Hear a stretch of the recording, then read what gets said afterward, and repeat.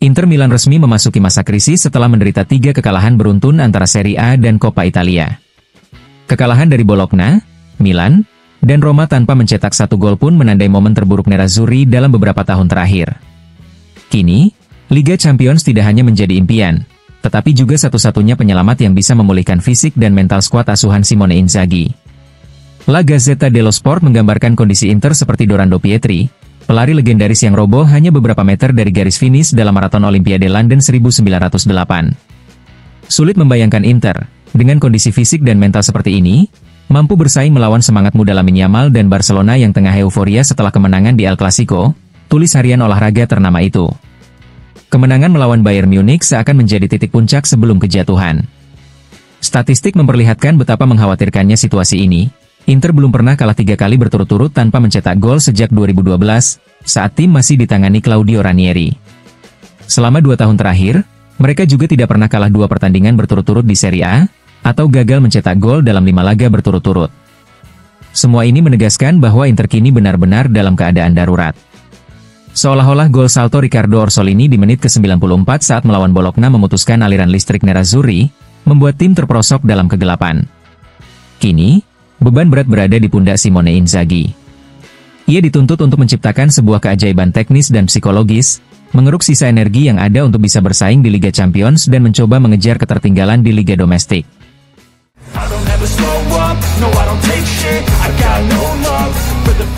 Pertandingan panas antara Inter Milan dan AS Roma diwarnai kontroversi besar terkait kinerja wasit Michael Fabbri.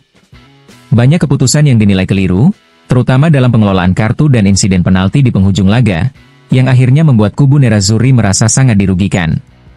La Gazzetta dello Sport menyoroti bahwa kesalahan pertama sudah terjadi di menit ke-17, ketika Kone lolos dari kartu kuning meski melakukan tackle keras dengan telapak kaki terbuka terhadap Nicolo Barella. Sebaliknya, Lautaro Martinez justru menerima kartu kuning berlebihan akibat provokasi dan akting berlebihan dari Gianluca Mancini. Kontroversi semakin memanas di babak kedua. Pada menit ke-35 dan ke-42, terjadi saling tarik antara Ndika dan Denzel Dumfries di area penalti, namun Fabbri tidak menganggapnya pelanggaran. Insiden terbesar terjadi di menit ke-43. Ndika dengan jelas menarik Jan Bisek sejak awal aksi, melakukan pelanggaran yang berlangsung lama tanpa sedikit pun berusaha merebut bola. Sebuah penalti yang begitu jelas, namun lagi-lagi diabaikan oleh wasit.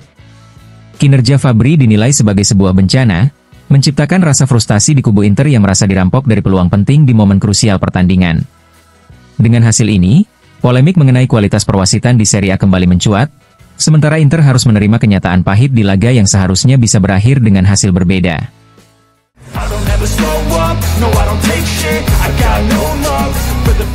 Inter Milan kembali diterpa masalah cedera di saat-saat krusial musim ini. Setelah rentetan cedera sejak awal musim, kini giliran Benjamin Pavard yang harus menepi karena mengalami masalah pada pergelangan kaki kiri. B asal Prancis itu dijadwalkan menjalani pemeriksaan medis hari ini. Namun menurut La Gazzetta dello Sport, kecil kemungkinan ia akan pulih tepat waktu untuk pertandingan penting melawan Barcelona. Jan Bisek kini mulai bersiap menggantikan posisinya. Sementara itu, perhatian utama Simone Inzaghi dan seluruh kubu Inter tertuju pada proses pemulihan Marcus Thuram. Tanpa kehadiran striker asal Prancis itu, krisis di lini depan Inter bermula, yang kemudian mempengaruhi keseluruhan performa tim. Thuram sendiri mulai menunjukkan perkembangan positif. Pada sesi latihan kemarin, ia sudah menjalani latihan dengan intensitas tinggi, meski masih menghindari gerakan perubahan arah.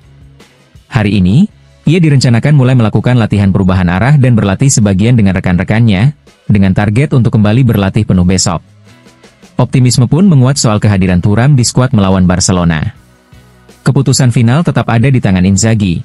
Apakah akan langsung menurunkannya sebagai starter, yang disebut-sebut bisa menjadi sentuhan kejutan, atau membawanya sebagai opsi dari bangku cadangan. Statistik menegaskan betapa pentingnya kehadiran Thuram bagi Inter. Dengan dirinya di lapangan, Inter mencetak rata-rata 2,3 gol per pertandingan Serie A, sementara tanpa dia, angka itu merosot drastis menjadi 0,3. Rata-rata poin juga turun signifikan, dari 2,2 poin per laga menjadi hanya 1 poin setiap 90 menit tanpa Thuram. Dengan laga hidup mati di depan mata, kehadiran Thuram bisa menjadi faktor penentu bagi Inter dalam menjaga mimpi mereka di Liga Champions tetap hidup.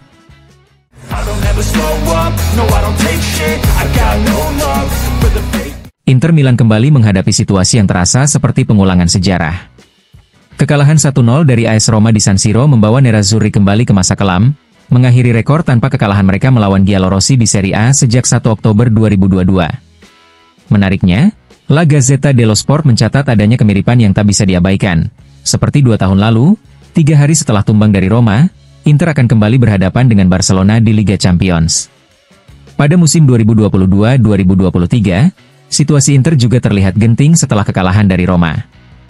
Namun, saat itu anak asuh Simone Inzaghi mampu membalikan keadaan dengan kemenangan penting 1-0 atas Barcelona, berkat gol tunggal Hakan Çalhanoğlu.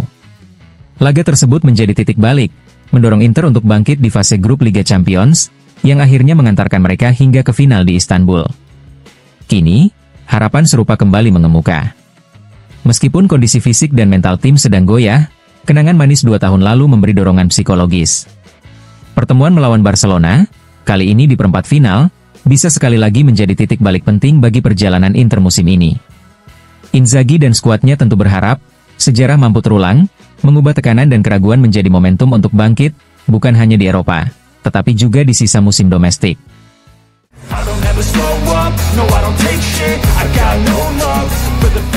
Perjalanan Inter Milan menuju musim yang penuh harapan kini seakan menemui titik nadir.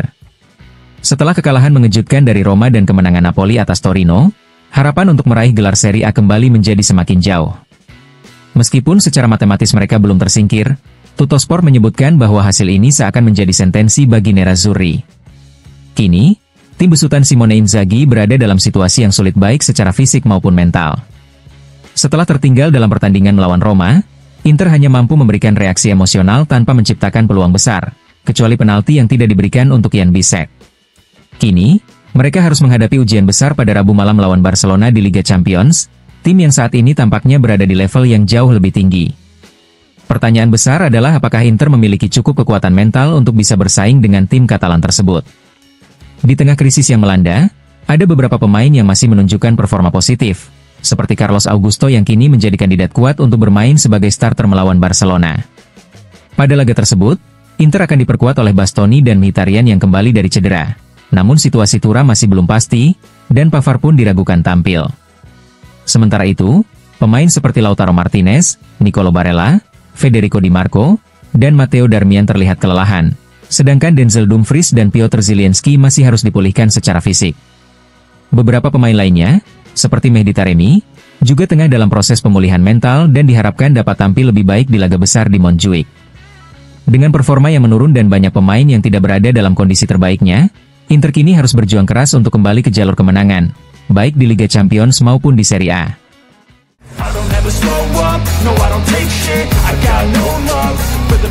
Pertandingan leg pertama semifinal Liga Champions antara Barcelona dan Inter Milan yang akan berlangsung pada Rabu malam pukul 21 waktu setempat akan dipimpin oleh tim wasit asal Prancis. Wasit utama yang ditunjuk untuk memimpin pertandingan penting tersebut adalah Clement Turpin, yang akan dibantu oleh Nicolas Danos dan Benjamin Pages sebagai asisten wasit.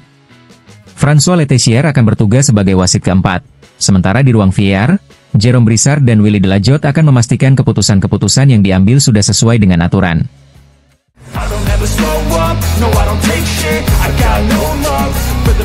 Pertandingan leg pertama semifinal Liga Champions antara Barcelona dan Inter Milan yang akan digelar di Stadion Montjuic pada Rabu malam, semakin dinantikan. Para tifosi Nerazzurri siap mendukung tim kesayangan mereka langsung dari stadion, dengan sektor pengunjung yang telah habis terjual. Sebanyak 2.869 tiket untuk sektor tersebut ludes terjual dalam beberapa hari terakhir melalui saluran resmi klub Inter Milan, seperti yang dilaporkan oleh Il Giorno. Jumlah ini lebih kecil dibandingkan dengan 5.000 tiket yang terjual ketika Inter bermain di semifinal Liga Champions 2010, yang dimainkan di Camp Nou. Meskipun begitu, antusiasme fans Inter untuk mendukung tim mereka tetap tinggi, dan mereka berharap bisa membawa semangat juang yang sama ke Stadion Montjuic, dengan harapan tim kesayangan mereka dapat meraih hasil positif di leg pertama semifinal.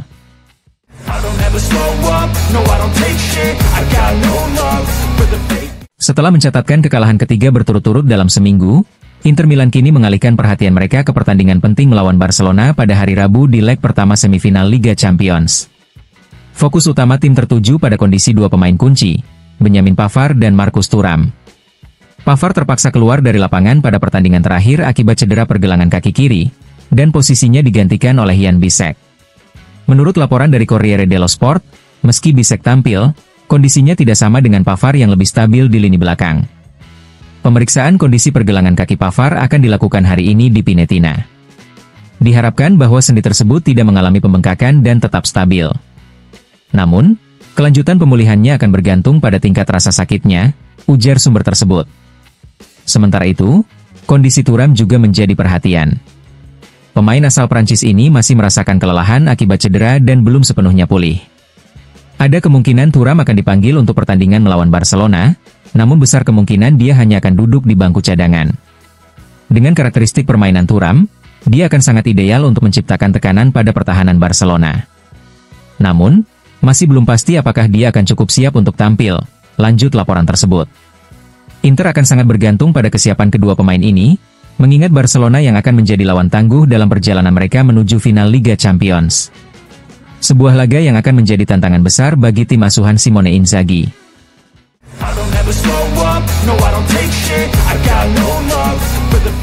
Dalam laga Inter Roma yang berakhir 0-1, terjadi kontroversi besar pada menit ke-43 babak kedua ketika Endika melakukan pelanggaran tarik-menarik terhadap Bisek di dalam kotak penalti.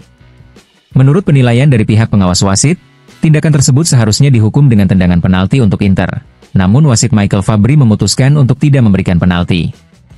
Laporan La Gazzetta dello Sport mengungkapkan bahwa meski wasit Fabbri membuat kesalahan, ia tidak akan dihentikan dari tugasnya karena sebelumnya penilaian terhadap kinerjanya dianggap positif. Namun, insiden tersebut dianggap sebagai kesalahan besar, dengan argumen bahwa Endika jelas kehilangan ruang untuk mengintervensi bola dan hanya fokus pada tubuh Bisek. Pelanggaran tersebut sangat jelas karena Endika hanya tertarik untuk menghentikan lawan, bukan bola, tulis La Gazzetta dello Sport. Kesalahan ini sangat kentara, dan seharusnya penalti diberikan kepada Inter.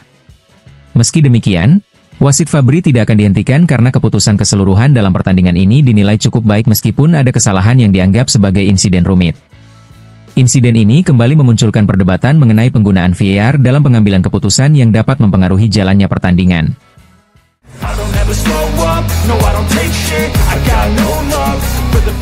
Setelah kasus Lautaro Martinez yang sempat menuai perhatian publik, kini muncul kontroversi baru di Inter yang melibatkan bek Jan Aurel Bisek. Dalam pertandingan Inter Roma, tepatnya pada menit ke-63, Bisek diduga mengucapkan kata-kata blasfemik saat sebuah rebound yang tidak menguntungkan mengenai dirinya.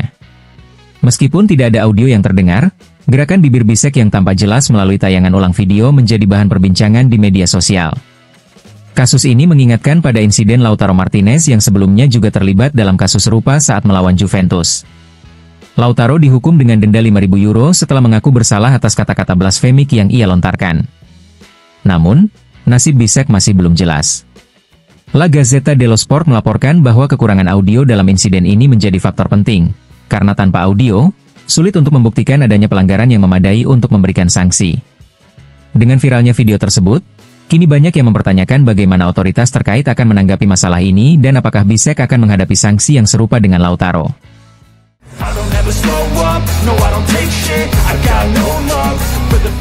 Inter Milan menghadapi tantangan besar menjelang leg pertama semifinal Liga Champions melawan Barcelona pada Rabu malam.